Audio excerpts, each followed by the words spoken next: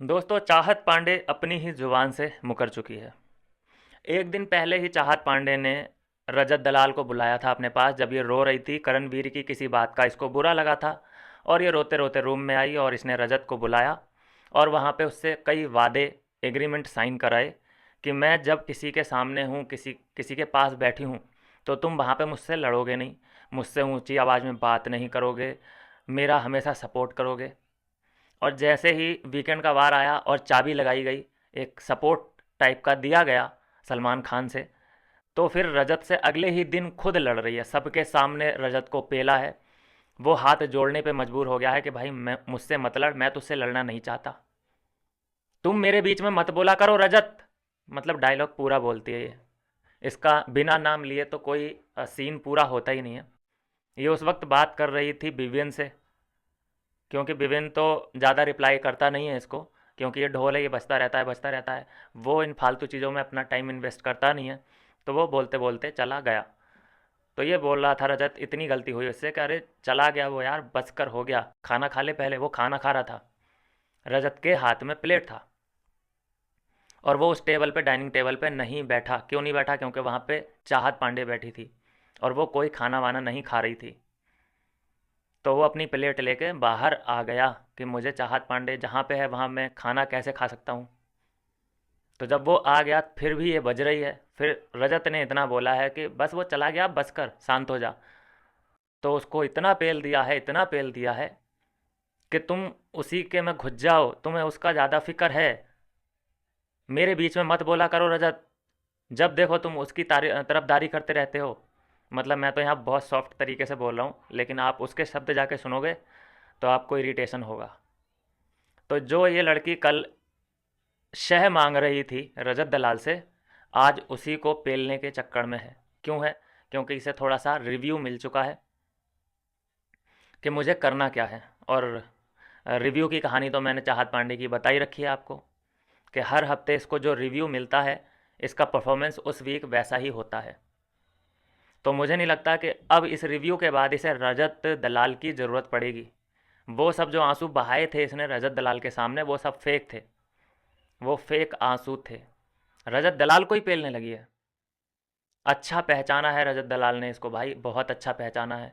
जो इसको time God बनने में सपोर्ट नहीं किया और इसको सबसे पहले रेस से बाहर किया। ये आंसू बहा के कहीं ना कहीं सपोर्ट मांग रही होती है रजत दलाल से, कि कोई भी खिलाफ चला जाए कम से कम एक बंदा तो हो। और वो भी रजत दलाल को इसलिए आंसू बहाए रजत दलाल के सामने इसने, क्योंकि एक रिव्यू मिल गया था इसको वीकेंड के बार पे, कि इस बार जो चाहत और रजत का रिश्ता है उसमें यू टर्न लेने वाला रजत दलाल नहीं, चाहत पांडे है। तो इसने उस कमी को, उस गलती को सुधारने की कोशिश करी अपने आंसुओं के सैलाब से। तो ऐसी लड़कियों की वजह से ही दोस्तों मैं बताऊं कि लड़कियों के आंसुओं की कोई कीमत नहीं रह गई। अपने आंसुओं का हर बार, आप एग्जाम्पल कितनी देख लो और देखते रहोगे, आंसुओं का गलत इस्तेमाल गलत जगह करती हैं लड़कियां। अपना बनाना पड़े, किसी को मैनिपुलेट करना पड़े, किसी का माइंड वॉश करना पड़े, सबसे बड़ा हथियार होता है आंसू निकाल दो, काम हो गया। रजत चाहत पांडे के आंसू देखते ही कैसे बच्चा बन जाता है। तो कहता है बस कर यार, बस कर, ये ले ये ले ये ले, मैं क्या करूं क्या करूं, बस तू आंसू मत निकाल। वो होपलेस हो जाता है कि करूं क्या मैं। तो और आंसू निकालना, उसका आंसू सबसे बड़ा हथियार है। कोई अगर, वैसे वो इंडिविजुअल लड़ रही है, लेकिन अगर कोई कुछ कह देगा, अविनाश और विभिन्न के अलावा अगर कोई कुछ कह देगा तो रोने लग जाएगी, जिससे सिंपत्ति मिलती है बहुत ज़्यादा, जिसकी ज़रूरत है उसको। तो ये सिर्फ एक दिखावटी रिश्ता बनाने की कोशिश करी थी रजत के साथ, इसका कुछ भी नहीं है। ये जो हैशटैग बना रखा है आहत राहत शाहत, ये कुछ भी नहीं है। रजत दलाल ज़रूर कुछ जेनुअन है इस रिश्ते में, जो सुन लेता है, लेकिन ये स्क्रिप्ट और रिव्यू के भरोसे चल रही है। जैसा इसे वीकेंड के बार पे रिव्यू मिल जाता है, ये उसी हिसाब से चल पड़ती है। अगले वीक अगर इसे रिव्यू मिला कि यार तुम्हारा और अविनाश का बाहर हैशटैग ट्रेंड कर रहा है, हैशटैग चल रहा है तुम्हारा, चाहत और अभी को मिला के कौन सा हैशटैग बन जाएगा वो देख लो, कि वो चल रहा है तुम्हारा, फिर ये देखना इसके चार पंख ना निकल आए। अचानक उसकी बॉडी भी अच्छी लगने लग जाएगी, अविनाश के साथ उठना बैठना भी शुरू हो जाएगा, उसका थोड़ा बहुत ख्याल भी रखने लग जाएगी। तो मैं बोल रहा हूँ दोस्तों, ये आधे से ज़्यादा कंटेस्टेंट आपको स्क्रिप्टेड बिग बॉस दिखा रहे हैं। आपको जो रियल बिग बॉस देखने को मिल रहा है वो अविनाश और विपिन की तरफ से ही देखने को मिल रहा है। और रजत दलाल भी बोल सकते हैं कि जो बिना स्क्रिप्ट के अपनी चीज़ें कर रहा है। दोगला होता है वो कई बार, यू टर्न लेता है वो कई बार, लेकिन वो कम से कम उसकी इंडिविजुअल डिसीजन है, कोई उससे इन्फ्लुएंस नहीं कर रहा।